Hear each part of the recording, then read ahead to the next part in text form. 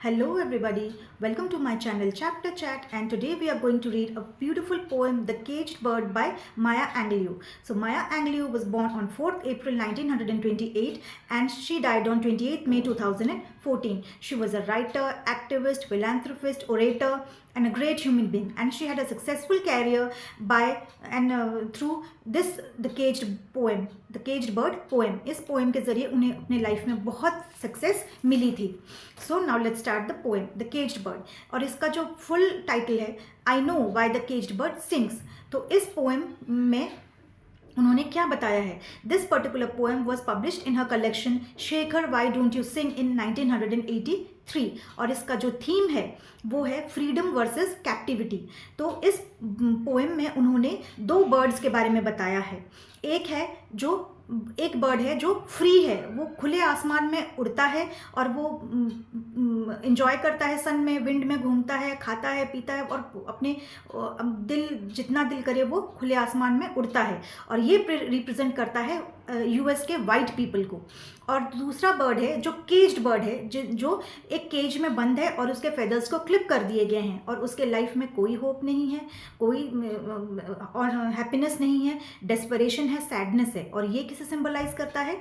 ये सिंबलाइज करता है द ब्लैक अफ्रीकन पीपल को. तो इस पोएम के जरिए माया एंग्लू ने हमें ये बताने की कोशिश की है कि इस पोएम में these two birds represent the free bird represents the white people and the caged bird represents the black African people. क्योंकि माया एंग्लू के वो जब जिंदा थी उस टाइम पे ये जो रेसिज्म था और ये ब्लैक स्लेवरी कल्चर था, जो अफ्रीकन पीपल्स को स्लेव बना के रखा जाता था, वो उस टाइम पे पीक पे था. और जो ब्लैक पीपल थे वो इतने बेचारे, वो पुअर थे, कुछ उनमें होप नहीं थी, बहुत डेस्परेट थे कि शायद उनको आज़ादी मिल जाए तो अपने खुशी से वो अपनी ज़िंदगी जी पाएँ. बट वो उनको स्लेव्स की तरह रखा जाता था और उनकी लाइफ बहुत मिजरेबल थी. तो इस पोएम के ज़रिए माया एंग्लू ने यही दिखाने की कोशिश की है कि how the rich people, the white people, they are enjoying their life, whereas the poor people, the black Africans, they are like caged birds. वो उनकी लाइफ की फ्रीडम तक उनको नहीं मिल पा रही है. So the rhyme scheme of this poem is free words. इसे फ्री वर्ड्स में लिखा गया है and this is a very captivating poem. So let's start the poem. और इस पोएम को स्टार्ट करने से पहले those who are watching the video and those who are new to my channel, please do subscribe my channel. So now let's start. A free bird leaps on the back of the wind. So a free bird flies freely in the wind. जो एक free bird है वो कैसे घूमता है? वो खुले आसमान में आराम से वो घूमता है. जब मन करे वो जो ट्रीज़ हैं उनके ब्रांचेस में बैठता है और जब तक उसका दिल करे वो घूमता रहता है. And floats downstream till the current eats and dips his wings. The bird flies till his wings are tired. वो इतना घूमता है, खुले आकाश में घूमता रहता है जब तक वो थक ना जाए, और उसकी मर्जी जहाँ होती है वो जाता है, आता है, and nobody is there to stop the bird in the orange sun rays and dares to claim the sky. The bird then claims, जो बर्ड है, जो ये फ्री बर्ड है, वो क्लेम करता है कि ये पूरा आकाश उसी का है. Nobody is there to stop the bird. और वो पूरे आकाश के नीचे, वो खुले आसमान के नीचे वो घूमता रहता है. और जो ये सन रेज हैं, जो ऑरेंज कलर की जो सन रेज उस पर पड़ती है तो वो चमकने लगता है उसकी रोशनी को देख के, और वो इतना खुश हो जाता है और वो पूरा उस आकाश, वो सोचता है कि वो आकाश मेरा है, और वो घूमता रहता है. और उसमें कोई रिस्ट्रिक्शंस नहीं है कि उसे इधर नहीं जाना है, उधर नहीं जाना है, ऐसा कोई रिस्ट्रिक्शंस उसके लिए नहीं है. But the bird that stalks down his narrow cage. तो यहाँ पे but there is another bird. एक बर्ड है ये फ्री बर्ड जो पूरे खुले आकाश में घूमता है, और एक ऐसा बर्ड भी है जो but the bird that stalks down this narrow cage. But एक ऐसा बर्ड भी है जो एक केज के अंदर है, और वो बर्ड उस केज के अंदर उसको बांध के, वो छोटे से केज के अंदर उसको बंद करके रखा गया है, और वो बहुत दुखी है, बहुत सैड है. Can seldom see through the bars of rage. और ये जो बर्ड है जिसे केज में रखा गया है, this bird is inside the cage and is full of anger and frustration and sadness. तो ये जो बर्ड है उसके अंदर, जो ये केज्ड बर्ड है, उसके अंदर बहुत सारा एंगर है, बहुत सारा फ्रस्ट्रेशन है और डेस्परेशन है. किस चीज़ के एंगर है? क्योंकि उसे केज के अंदर बंद कर दिया गया है, उसकी लाइफ उसकी नहीं है. दूसरे लोग उसकी लाइफ पे कंट्रोल करते हैं, और वो बिल्कुल भी इस कंडीशन में वो है, उस कंडीशन से वो बिल्कुल भी हैप्पी नहीं है। ऑब्वियसली किसी को भी अगर केज में बंद करके रखा जाएगा, उसे बाहर नहीं छोड़ा जाएगा, तो उसे कितना दुख होगी, उसे कितनी तकलीफ होगी। So same is the situation of the caged bird. उसे एक केज के अंदर बंद कर दिया गया है, and his situation is very pathetic. His wings are clipped and his feet are tied। तो ये जो केज बर्ड है, इट्स विंग्स आर क्लिप्ड, उसके जो विंग्स हैं उसे काट दिए गए हैं, और उसके फीट जो हैं उसे टाई कर दिए गए हैं, सो that he can not move. वो वहाँ से केज से बाहर नहीं निकल पाए। सिर्फ उसे केज के अंदर बंद करके उसके विंग्स को भी काट दिया है, they are clipped off, and the feets are tied so that he can not think of even moving out of the cage. So he opens his throat to sing. Then the poor bird, he opens his beak to sing, that it want to tell people that please stop the torture, I want to go out of this cage. The caged bird sings with a fearful trill. So the caged bird is singing in a fearful trill, means in a very painful voice, जैसे वो अपनी दुख किसी को बोलने की कोशिश कर रहा है, please save me out of this pathetic situation, please leave me alone, I want to go and enjoy my life. Of things unknown but longed for still. The caged bird wants to think that he wants to think about the unknown, and what is that unknown thing? उसे एक unknown चीज़ चाहिए, जिसको उस caged bird को उस unknown चीज़ के बारे में पता तक नहीं है। और वो unknown चीज़ क्या है? वो unknown चीज़ है फ्रीडम। उसे ऐसे बंद करके रखा गया है केज में कि उसे ये तक नहीं पता कि फ्रीडम क्या होती है, फ्रीडम कैसा होता है, क्योंकि उसे केज के अंदर बंद कर दिया गया है। तो उसे आज़ाद खुली आसमान के नीचे घूमना, वहाँ पे भागना कैसा लगता है उसे पता तक नहीं है, क्योंकि जब से उसने सोचना शुरू किया है, उसे केज के अंदर बंद कर दिया गया है। So that's why he longs for that. उसे बहुत डेस्परेटली वो फ्रीडम चाहिए। And his tune is heard on the distant hill, for the caged bird sings of freedom.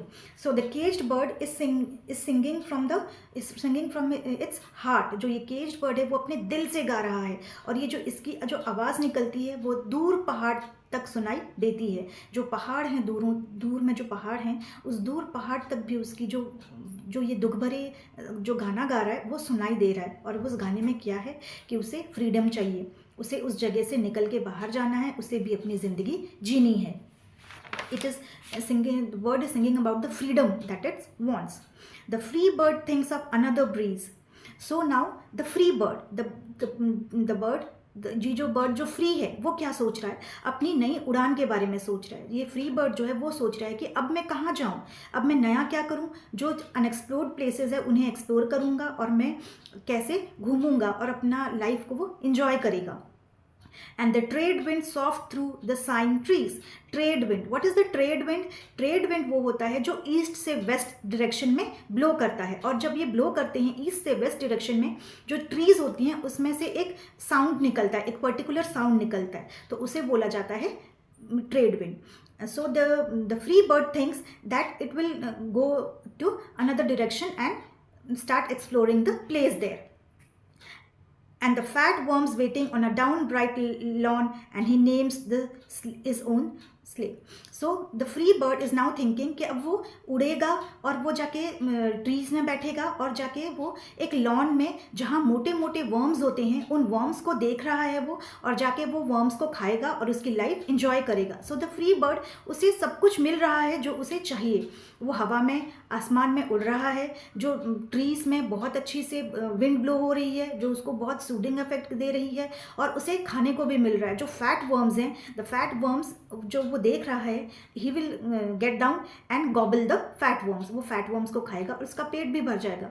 So you can see the free bird is getting all the privileges in life. उसे जो आज़ादी है वो मिल रही है, वो आराम से घूम रहा है, उसे खाने को भी मिल रहा है। He is getting, the free bird is getting everything.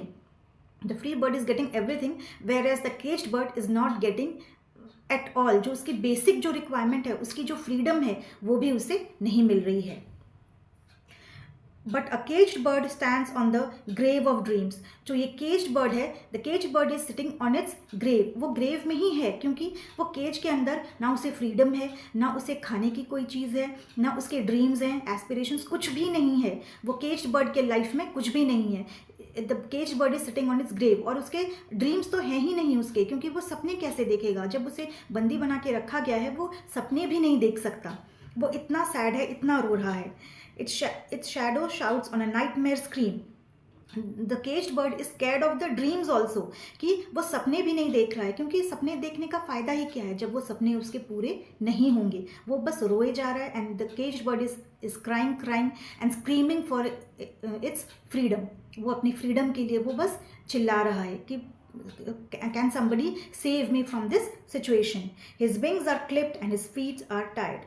जो केज्ड बर्ड है उसके विंग्स को क्लिप कर दिए गए हैं, काट दिए गए हैं, और जो उसके फीट हैं उसको टाई कर दिए गए हैं। So he opens his throat to Singh.